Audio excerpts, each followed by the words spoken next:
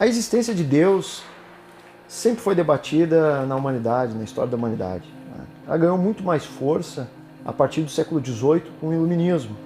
O Iluminismo ele conseguiu fazer uma separação cada vez maior entre a fé e o racional, entre o científico e o sobrenatural, né? Dando a entender que o intelectual, não que os pensadores iluministas fossem ateus, não era isso, né?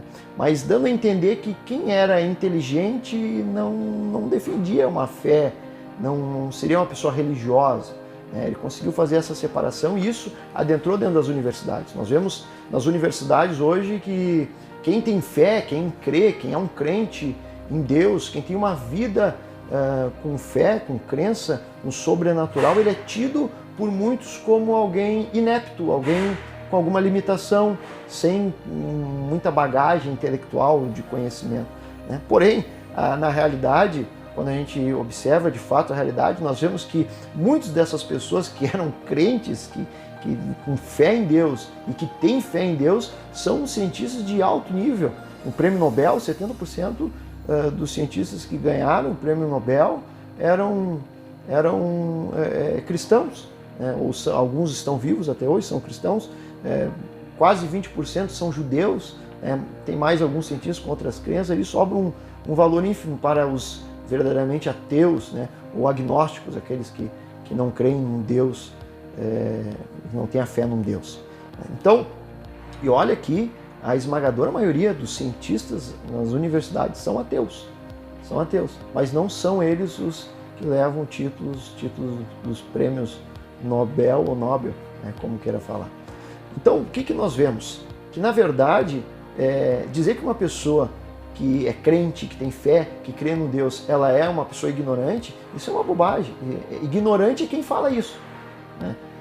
Eu poderia citar vários nomes aqui que me vêm na cabeça, desde Copérnico, que era um padre da igreja, desde o pai da genética, que é Mendel, né? Ele também era da igreja, um sacerdote, enfim, não me recordo agora bem ao certo o título que ele tinha na igreja, monge, ele era um monge da igreja, agostiniano, né? Mendel. Nós temos Isaac Newton, né, o pai da física, que escreveu muito teologia, talvez mais teologia do que física. Nós temos vários prêmios Nobel aí, como Max Planck, o pai da física quântica, que era um cristão, inclusive seguidor da Bíblia, e inclusive fala sobre isso. Temos Millikan, prêmio Nobel. Nós temos Anthony Flew, um dos maiores filósofos do século XX, que também se converteu a Deus, era ateu. C.S. Lewis, que era ateu, professor de Oxford de literatura, e também se converteu ao cristianismo. Nós temos César Lattes. Hoje no Brasil, se tu tem um currículo acadêmico, o teu currículo é o currículo Lattes. O currículo Lattes vem de César Lattes, que era um físico brasileiro, que era crente em Deus, crente em Jesus Cristo. Inclusive ele questiona isso, ele dava aula de física na Unicamp e algumas outras universidades, levando a Bíblia na mochila, né? Então, essa ideia de que para ser inteligente eu não tenho que acreditar em Deus, eu não tenho que ter fé, eu não tenho que ser cristão, é uma afirmação totalmente equivocada de pessoas que têm muito mais preconceito do que entendimento. Uma das indagações que nos fazem constantemente as pessoas chegam até nós e dizem: me prova que Deus existe, né? E normalmente isso é no colégio, nas universidades. E as pessoas que fazem esse questionamento, né, ou essa afirmação, elas acabam dando a entender que eu teria que provar cientificamente que Deus existe, usando o método científico para provar que Deus existe. Agora, a gente pode perceber algo interessante. Essa afirmação, prova que Deus existe, ou esse questionamento, eu quero ver tu me provar que Deus existe, é um questionamento que não tem lógica, né? Porque nós estamos querendo provar algo usando a ferramenta errada. O método científico ele trabalha com matéria, ele trabalha com o que é físico, com o mundo palpável. E Deus, ele é um ser sobrenatural e não natural, né? Então eu não posso usar uma ferramenta usada para um fim para tentar provar ou concluir algo que não compete àquela ferramenta. Existem alguns argumentos, de fato, eu não consigo provar cientificamente que Deus existe, mas eu tenho argumentos muito plausíveis para poder inferir que existe um Deus real e não é uma imaginação da mente humana. C.S. Lewis ele faz um questionamento, o grande apologeta C.S. Lewis, ele diz, vocês já perceberam que as crianças elas acreditam em contos de fadas, elas acreditam em Papai Noel, por que elas têm facilidade para acreditar no sobrenatural, em coisas místicas? C.S. Lewis ele argumenta, porque o ser humano está no ser humano, isso intrinsecamente nele, a crença já em algo que é sobrenatural, como se ele já fosse feito para crer em alguma coisa além do mundo físico, do mundo, e sim no mundo metafísico. Inclusive ele diz, se um pássaro deseja a água, se banhar é porque existe um lago, se um bebê ele tem desejo de comer é porque existe comida, e nós desejamos aquilo que existe, ninguém deseja aquilo que não existe. E se nós desejamos um lar, um lugar que é diferente desse em que nós vivemos, é porque existe um céu, existe um céu nos esperando. Então, existem argumentos que eu posso concluir a existência de Deus. Um dos argumentos muito fortes utilizado por Anselmo de Cantuária, um grande teólogo, também usado por Leibniz e por Al-Ghazali, um islâmico, é sobre o argumento ontológico, o argumento Kalam da existência de Deus. Por exemplo, eles argumentam o seguinte, usando uma lógica: tudo que passou a existir tem uma causa. Tudo que passou a existir tem uma causa. Se nós observarmos, tudo na nossa volta que passou a existir tem uma causa. Essa cadeira passou a existir tem uma causa. Tu passou a existir, eu passei a existir, nós passamos a existir, nós temos uma causa. O universo passou a existir. Logo, o universo tem uma causa. Hoje todos os físicos unânimes acreditam na teoria do Big Bang, praticamente todos, que o universo passou a existir, o tempo e o espaço passaram a existir com o Big Bang. Então, o universo passou a existir, logo o universo tem uma causa. Mas o que causou o universo? Se a matéria passou a existir no surgimento do universo, se o tempo passou a existir no universo, o que causou o universo? Bom, o que causou o universo tem que ser algo que não é material, porque a matéria passou a existir com o universo, tem que ser algo que não é temporal, porque o tempo passou a existir com o universo, tem que ser algo mais poderoso que o universo, e tem que também querer que o universo venha a acontecer. Eles chegam à conclusão, esse ser é Deus, porque Deus ele é imaterial, Deus ele é atemporal, Deus ele é mais poderoso que o universo e Deus ele é pessoal, ele quis que o universo passasse a existir. Então argumentos nós temos de sobra para inferir que Deus existe. Tentar provar, colocar Deus numa caixinha, dentro de um laboratório e provar que ele existe ali, naquela situação, com aquelas ferramentas, isso seria impossível.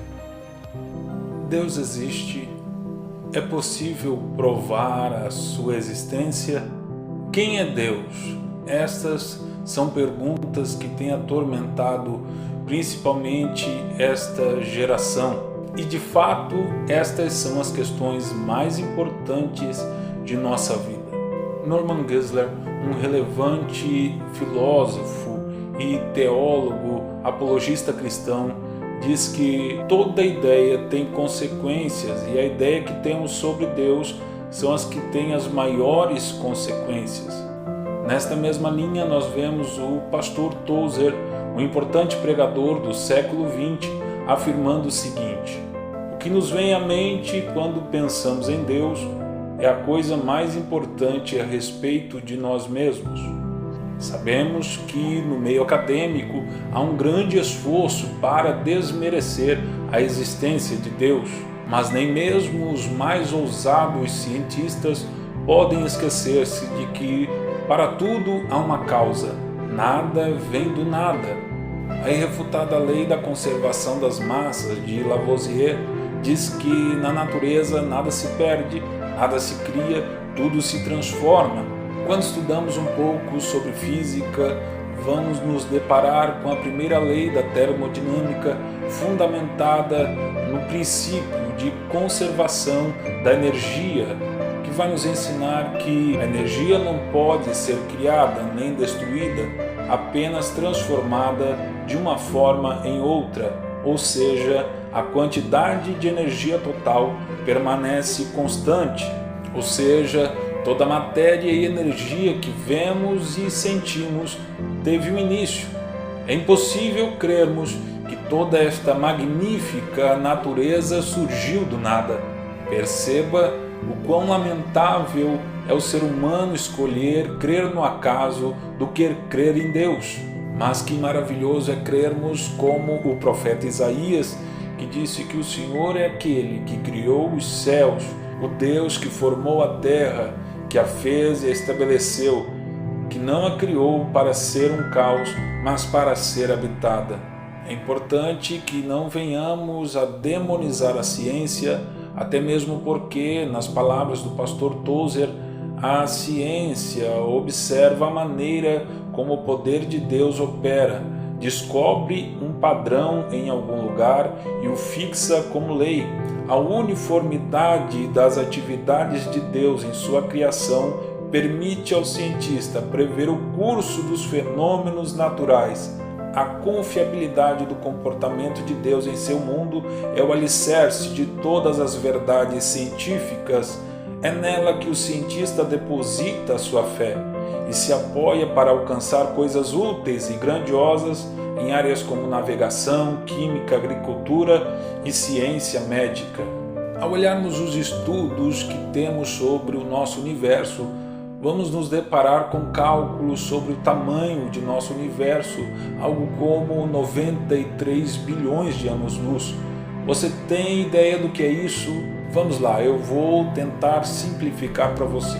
Se fosse possível voarmos à velocidade da luz, em apenas um segundo, conseguiríamos dar 7 voltas e meia no planeta Terra. Rápido, não? Mas ainda que tivéssemos uma nave com tanta velocidade para atravessar o universo de um lado ao outro, nós demoraríamos 93 bilhões de anos. Tente agora imaginar o quão grandioso é o universo observável. E eu creio que este vasto universo não surgiu do nada. Eu creio como o salmista que diz: os céus por sua palavra se fizeram, e pelo sopro de sua boca o exército deles. Pois ele falou e tudo se fez, ele ordenou e tudo passou a existir. E o mesmo Deus está tão próximo de nós quanto da estrela mais longínqua do universo. O que é o homem então para tentar provar a existência ou inexistência de Deus? Como o homem poderia colocar então Deus no laboratório? É impossível, ou mesmo como diria o sábio Salomão, os céus, mesmo os mais longínquos, não podem circunscrever-te. Nem mesmo deveríamos dizer que Deus está em todo lugar, pois o mais correto seria dizermos que todo lugar está em Deus. Deus não está preso aos limites da matéria, espaço e tempo, pois Ele é espiritual, infinito e eterno. Ele é autoexistente, Ele é autossuficiente, Ele é metafísico, Ele é transcendente. Perguntar então quem criou o Criador é um erro de categoria.